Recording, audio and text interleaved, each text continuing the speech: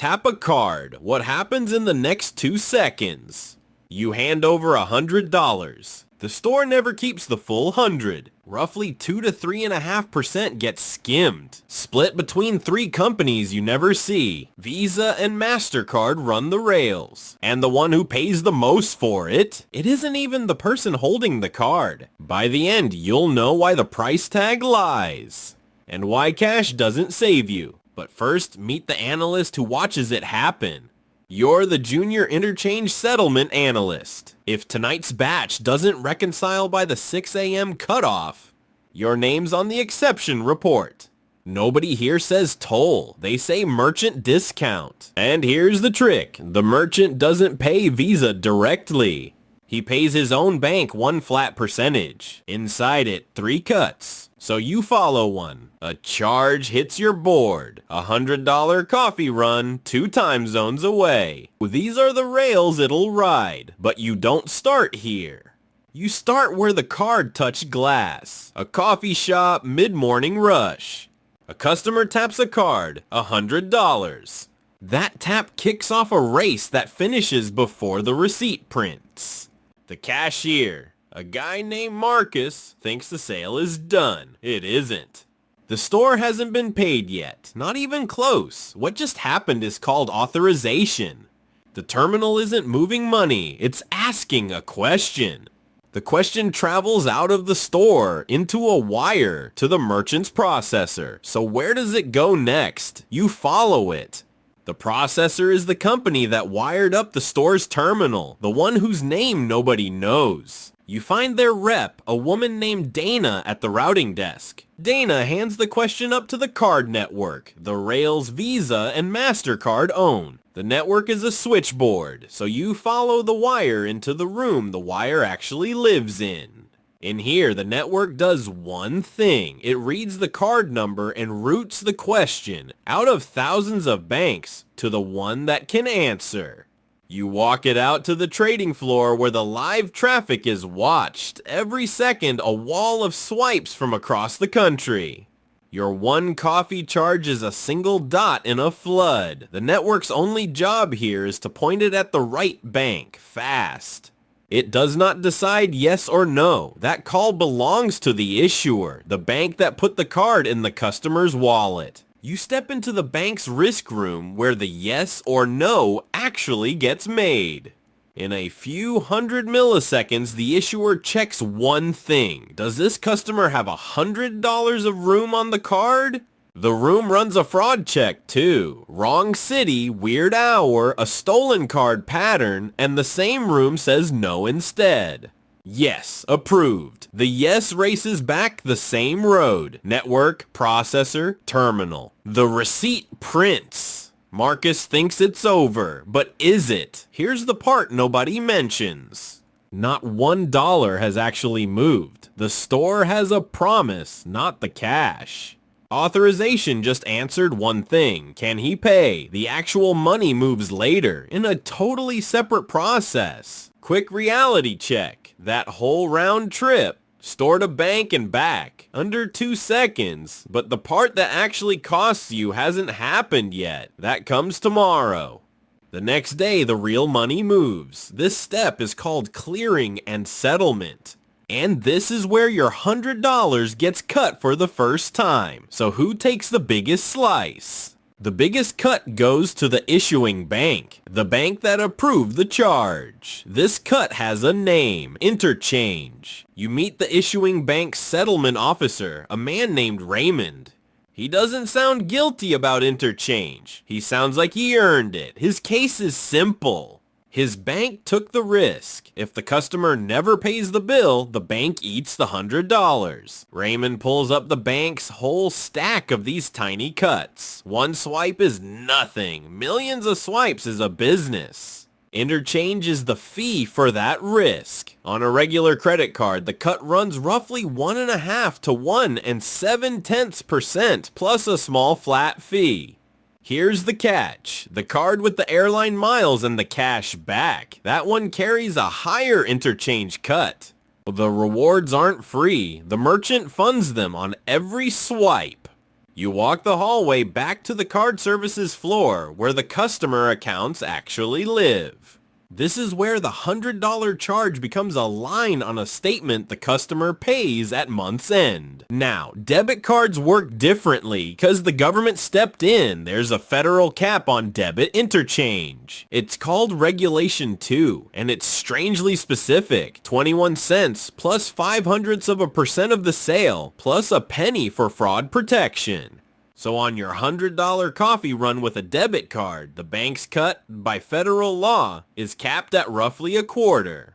On a credit card with no cap, that same cut can be more than $1.50. Same coffee, very different toll. And the Fed publishes the real average. In 2024, the average debit interchange across all networks was 34 cents a swipe. That cap exists on a knife's edge, by the way. A court struck the whole rule down in 2025.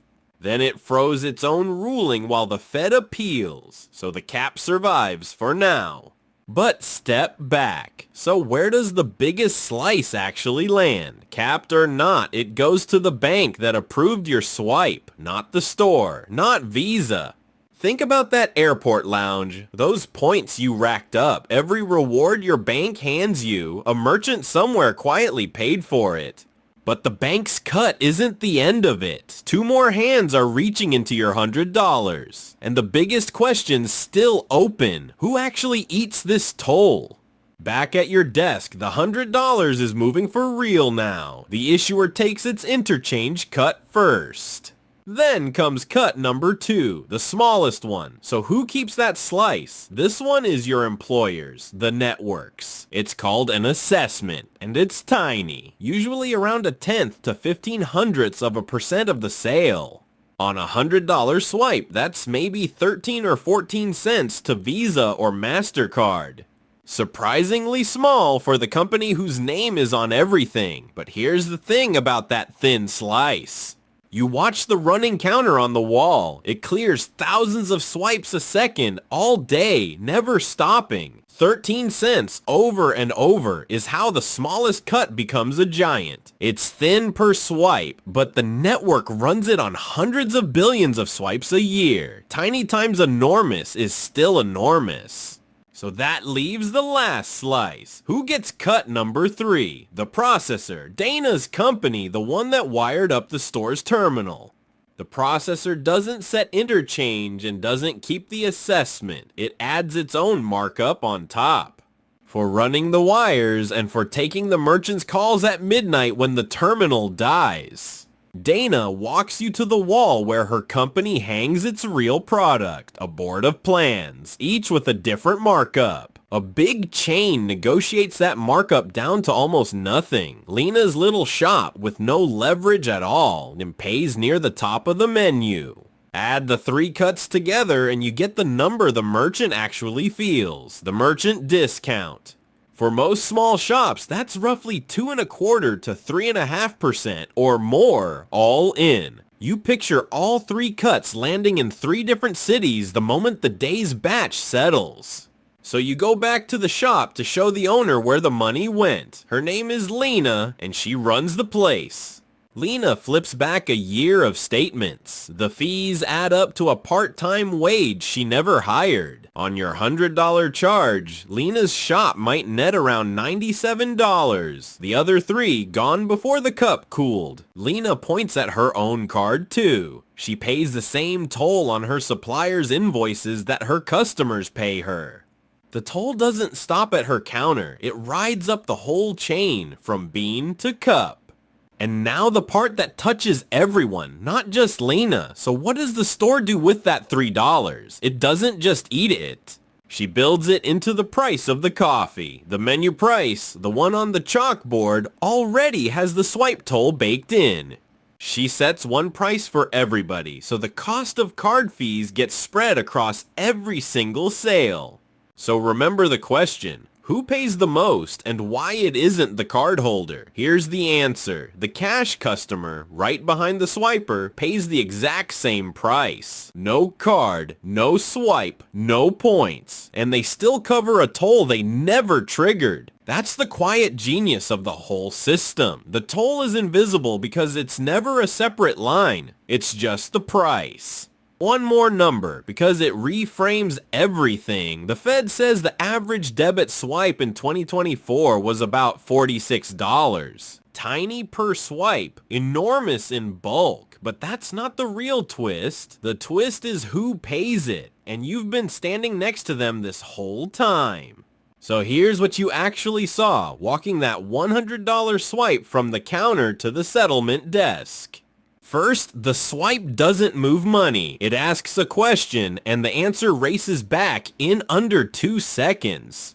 Second, the real money moves the next day, and the biggest cut, interchange, goes to the bank that approved the card. Third, the network and the processor take thinner cuts on top, and the three together become the merchant discount, the toll. So 3 companies just split a slice of your coffee, and the bill landed on a cash customer who never swiped. That's the whole system end to end. And here's the worldview shift. You always thought the price tag was the price. It isn't. The price tag is the price, plus an invisible toll, set by rails Visa and Mastercard own, collected by your bank, paid by everyone in line, card or cash. So the next time you swipe and the screen flashes approved, you'll know the truth. The store didn't get paid yet, and when it does, it won't get all of it. A little of your $100 just went somewhere you'll never see a receipt for. 3 companies, 3 cuts, 1 swipe, and now you know exactly where it went. If you want to keep seeing the machinery behind the things you do every day, subscribe. There's a lot more hidden in plain sight. Because the price was never just the price, it was the toll hiding in plain sight on every single swipe.